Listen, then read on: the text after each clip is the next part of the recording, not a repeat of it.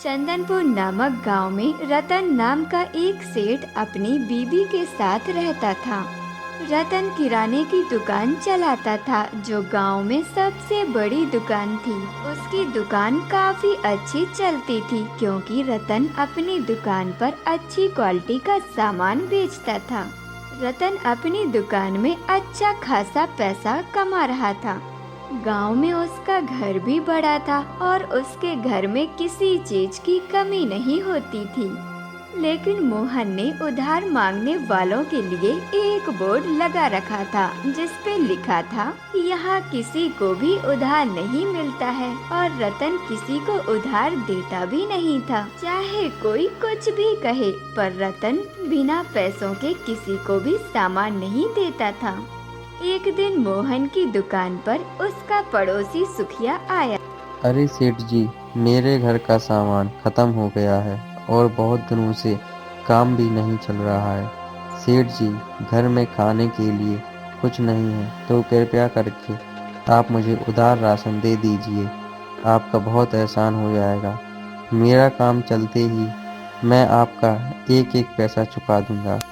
देखो सुखिया, मैं अपनी दुकान पर सारा सामान अच्छी क्वालिटी का बेचता हूँ, लेकिन मेरा एक नियम है, मैं किसी को उधार नहीं देता। अरे सेठ जी, मैं तो आपके घर के बगल में ही रहता हूँ। अब आप अपने पड़ोसी को उधार नहीं दोगे तो किसको दोगे? सुखिया भाई, उधार के लिए मुझे माफ करो। जब तुम्हारे पास पैसे आ जाएं, तो सामान ले जाना। अब जाओ यहाँ से। गांव के लोग उसकी आदत से बहुत परेशान थे। एक दिन गांव के एक बुजुर्ग रतन को समझाते। देखो बेटा रतन, ऊपर वाले ने तुम्हें सब कुछ दिया है, तुम्हें थोड़ा दान पुण्य भी करना चाहिए। बेटा, अगर दान नहीं करना चाहते तो लोगों को उधार देना ही शुरू कर दो। रतन ने बुजुर्ग की बात तो सुनी पर कहना नहीं माना।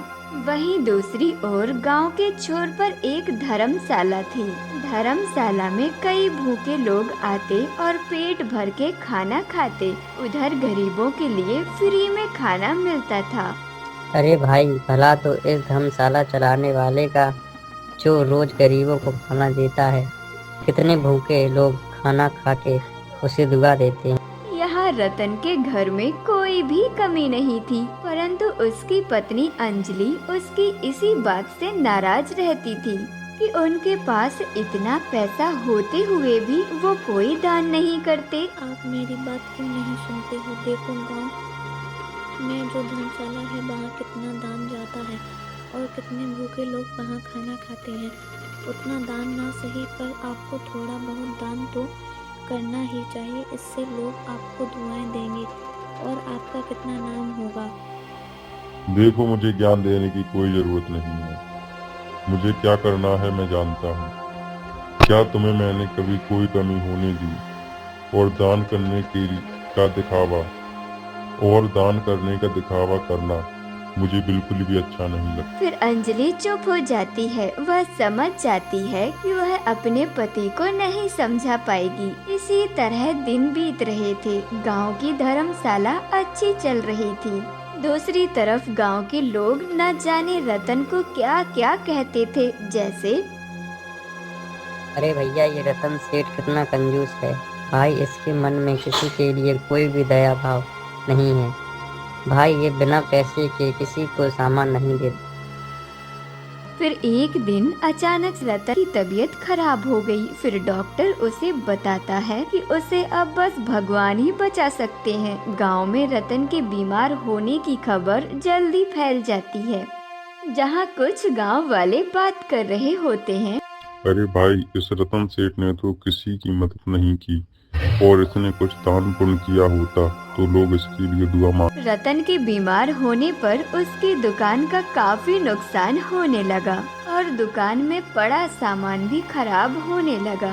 रतन कुछ बोलना चाह रहा था पर बोल नहीं पा रहा था। फिर अंजलि मन ही मन सोचती है, अब ये तो बिस्तर पर पड़ गए हैं। अब ये दुकान तो जा नहीं सकते। अब तो मुझे ही दुकान संभालनी होगी। वरना ऐसे तो बहुत नुकसान हो जाएगा। अब कल से ही दुकान जाती हूँ। रतन के बीमार होने के बाद गांव में चलने वाली धर्मशाला में भी ताला डल जाता है। धर्मशाला का कर्मचारी ताला लगाकर अपने घर चला जाता है। सारे गांव के लोग परेशान हो जाते हैं कि यह धर्मशाला कभी एक दिन के लिए बंद नहीं हुई। फिर ऐसा क्या हो गया कि धर्मशाला बंद हो गई।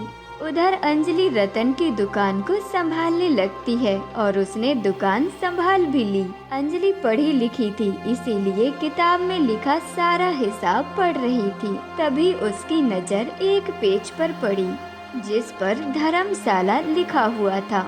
वो हैरान हुई कि धर्मशाला से इनका क्या लेना देना। फिर उसने अपने नौकर से पूछा, क्या आप बता सकते हैं ये हर महीने पैसे धर्मशाला में क्यों देते थे?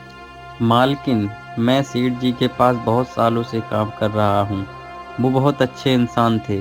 वो सभी काम करने वाले नौकरों को टाइम पर पैसे देते थे और ज़रूरी पड़ने पर मदद भी करते थे। लेकिन वो ये दान का दिखावा करना नहीं चाहते थे और किसी को इस बारे में पता लगे।